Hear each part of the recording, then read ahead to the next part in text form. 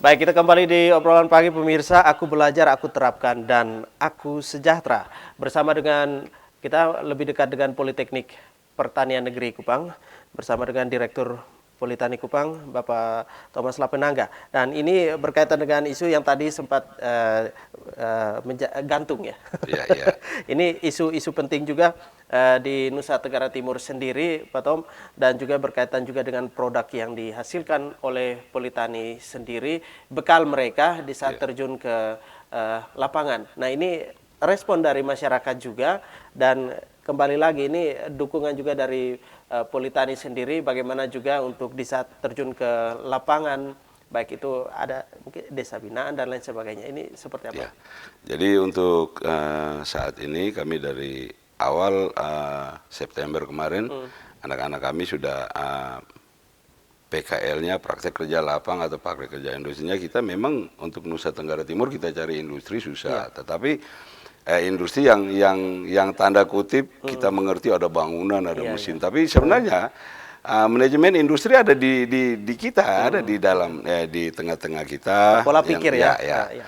Nah sekarang yang sementara kami lakukan itu anak-anak kami yang ini sementara praktek di masyarakat di lingkungan. Jadi kami untuk yang D4 ini kita pakai untuk di Kabupaten Kupang dan Kota Kupang saja dulu. Oke. Kemudian yang itu ada tiga jurusan yang PKL sekarang, ada yang di Flores, ada yang di Timor, ada yang di kabupaten-kabupaten lain yang ada di Nusa Tenggara Timur. Sedangkan yang di daratan timur di Kabupaten Kupang ini kami coba memantau, ternyata ada kelompok-kelompok yang dibina oleh Bank NTT. Nah, fungsi mereka sebagai penyangga bagi saudara-saudara kita yang mau berangkat TKI ataupun TKW. Nah, kami masuk di sana dengan produk pakan yang sudah kami siapkan, kami perkenalkan di kelompok binaan tersebut dan mereka tertarik karena di situ kita mengajarkan mereka. Jadi kami kampus tidak semata-mata atau mengutamakan profit daripada pakan ini, tetapi bagaimana ini bisa dimengerti oleh masyarakat dan kami belajar berhitung sederhananya. Ternyata dari pakan itu kita hitung untuk pakan sapi, pakan komplit ternak sapi untuk penggemukan itu 1 kilo hanya Rp3.600. Sedangkan kita bilang coba bapak-bapak kalau ambil daun atau ambil lamtoro harus pakai motor, harus isi bensin 1 liter sudah berapa? Nah, 1 liter bensin itu sudah bisa pakan komplit dapat 2 kilo. Kalau bensin 1 liter 6.000. Nah, di Reknamo itu juga kelompok binaan Bank NTT itu yang bapak-bapak di sana itu kami juga masuk ke sana itu memang ya sedikit kaget karena memang hampir semua suku di Nusa Tenggara Timur ini ada di sana dan melakukan kegiatan pemeliharaan ternak sapi untuk bapak-bapak, tapi ibu-ibunya itu ternak babi. Nah, jadi kemarin kami sudah memperkenalkan produk kami baik untuk pakan ternak babi maupun pakan ternak sapi. Itu yang sudah kita lakukan. Baik. Dan tentunya implementasi dari hasil yang diperoleh tentunya ini kembali lagi bagaimana juga dari pihak Politani Kupang, kampus Politeknik Pertanian Negeri Kupang sendiri di yang nanti jelang wisuda yang ke 32. Ya, untuk yang D3 32 ya. 32 di saat nanti melepas mahasiswanya, ya ini calon-calon pekerja nih. Ya. Nah, ini dengan bekal yang tentunya pasti juga di saat terjun ke lapangan. Jadi penilaiannya bukan di kampus, tetapi di saat nanti terjun ke masyarakat, lapangan, ya ke masyarakat. Ini bekal seperti apa? Ya, jadi untuk adik-adik, anak-anak kami yang calon wisudawan di Politeknik Pertanian Negeri Kupang bahwa mengenai keterampilan kerja kami sudah latih mereka mulai dari kebun, laboratorium bahkan sampai ke pabrik, dan juga yang paling penting adalah kesiapan mental, kesiapan diri mereka untuk menghadapi ya, dunia belajar yang berikut yang lebih luas. Jadi itu ya yang lebih nyata. Jadi kami di kampus juga kemarin sudah sudah berkomunikasi dengan pengelola bank NTT, bagaimana anak-anak kami ini mungkin setelah ini dan mereka bisa mendapat modal kerja awal dari Bank NTT. Kami sudah minta untuk bagaimana mereka dilatih, kemudian mereka membuat bisnis plan dan juga sistem pengangsuran dan segala macam itu. Untuk awalnya nanti mereka itu kami tidak lepas keluar ke daerah, ke kampung masing-masing. Setelah tamat kami mempersiapkan lokasi kami yang ada di Oisao dengan luas 32 hektar yang sudah dilengkapi dengan berbagai jenis kandang ternak yang ada, mes untuk penginapan anak-anak. Jadi mereka 1 sampai 2 tahun mereka usaha dulu di situ.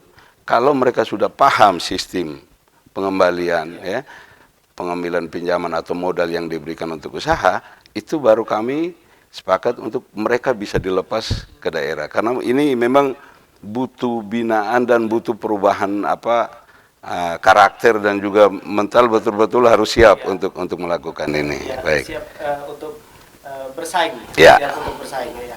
Artinya ini juga kembali lagi bagaimana manajemen, manajemen yang baik juga. Tentunya kesiapan, artinya semuanya sudah siap. Tinggal nanti di saat terjun ke lapangan. Dan juga ini kalau kita melihat secara dekat tentang Politeknik Pertanian Negeri Kupang, di saat kalau kita masuk pintu gerbang ini semuanya hamparannya bagus-bagus nih. Dan lain sebagainya. Ada ikannya juga dan tentu juga sesuai dengan masing-masing jurusan itu sendiri. Nah, kebutuhan di masyarakat sendiri, Pak Tom, tentunya juga masyarakat Nusa Tenggara Timur ya. Kita melihat mata pencariannya hampir banyak juga ini berkaitan dengan pertanian. Pertanian. Nah, kalau kita berbicara soal pertanian ini di Nusa Tenggara Timur terkenal ini untuk musim keringnya ini lebih panjang ketimbang musim basah. Nah, ini seperti apa di saat nanti selesai panen mungkin ya. Selesai panen ya lahannya tidak kosong begitu saja. Nah, ini kira-kira seperti apa? Apakah ini juga yang tentu artinya berkaitan juga perkembangan juga dan menjadi tantangan tersendiri untuk Politani. Oh iya, jadi memang kalau kita lihat lahan kita, ketersediaan air di wilayah kita, sebenarnya air kita cukup. Hanya sekarang bagaimana kita menyesuaikan jumlah air yang tersedia dengan jenis tanaman yang kita usahakan. Jangan sampai airnya cuma terbatas, tapi yang sebenarnya hanya untuk kangkung, bayam, terus kita usahakan untuk jagung, memang sulit. Jadi di sini perlu kita dari perguruan tinggi juga, terutama kita dari Politeknik Pertanian, bagaimana ini mengajak saudara-saudara kita di lapangan. Jadi kemarin kami di Reknamo juga ternyata setelah kami ke lapangan kami melihat justru sayur buncis yang dulunya itu kita semua dapat dari Kabupaten Ende, ya, sekarang itu dari Reknamo, buncis yang masuk kota Kupang ini. Karena di sana itu memang di permukaan ini lahannya kering, tetapi air tanah yang dekat itu bisa kita manfaatkan sesuai dengan jenis tanaman yang kita sesuaikan itu tadi. Jadi kalau memang kita harapkan dengan air yang terbatas ini kita mau usahakan dengan tanaman yang umur panjang agak sulit. Ya dari tanaman. Jadi kita harus sesuaikan dengan jumlah air yang tersedia dengan jenis tanaman yang kita usahakan. Itu kami yakin pasti bisa kita bisa survive ya. Memberikan kesejahteraan Nah, kembali lagi ini berkaitan soal ekonomi ini. Supaya dapat terwujud. Jadi di saat kita belajar, kita terapkan dan pasti akan sejahtera. Dan yang berikut lagi, Pak Tom, ini berkaitan dengan kampus Politeknik Pertanian Negeri Kupang sendiri.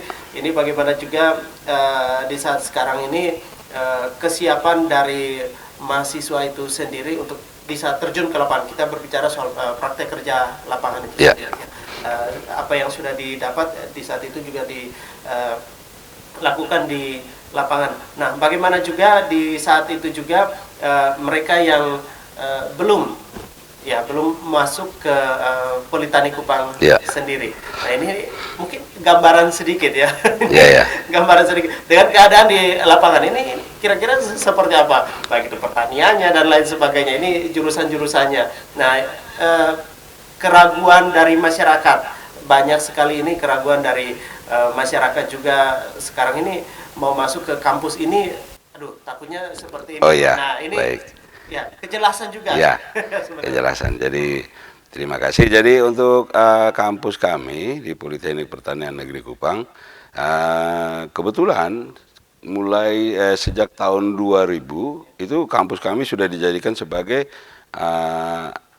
kawasan untuk atau daerah atau lokasi sebagai daerah magang adik-adik ataupun anak-anak SMK yang ada di seluruh Nusa Tenggara Timur. Sekarang juga masih ada di kampus kami, dan itu baik itu yang dikelola masing-masing Pemda maupun yang dikelola oleh pemerintah provinsi, PPO provinsi. Dan kami sampaikan kepada guru-guru dan juga anak-anak, bahkan saat mereka selesai itu kita ada dialog, ada diskusi dengan orang tua bahkan guru. Kami menyampaikan bahwa tidak perlu takut masuk ke sekolah SMK, karena setelah SMK kami siap menampung. Politeknik Pertanian Negeri Kupang siap menampung, bahkan rekan kami di Politeknik Engineering, Politeknik Negeri, mereka siap. Jadi setelah dari SMK lanjutannya ke Politeknik. Di Politeknik juga sekarang kami sementara di Politani sementara mempersiapkan untuk program lanjutannya.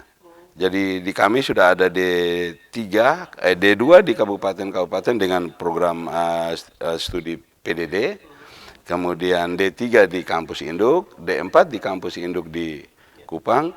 Sedangkan sekarang ini kami sementara dengan teman-teman dengan tim kerja sementara menyiapkan proposal untuk pengusulan program pembukaan MST, Magister Sains Terapan. Jadi S2-nya lah, S2-nya orang Politeknik. Ya, itu sementara dipersiapkan, dan mudah-mudahan dalam waktu dekat ini ya proposalnya kami sudah bisa kirim ke kementerian. Mudah-mudahan kami mohon doa restu juga dari semua rekan-rekan. Mudah-mudahan program studi ini, MST ini bisa diterima dan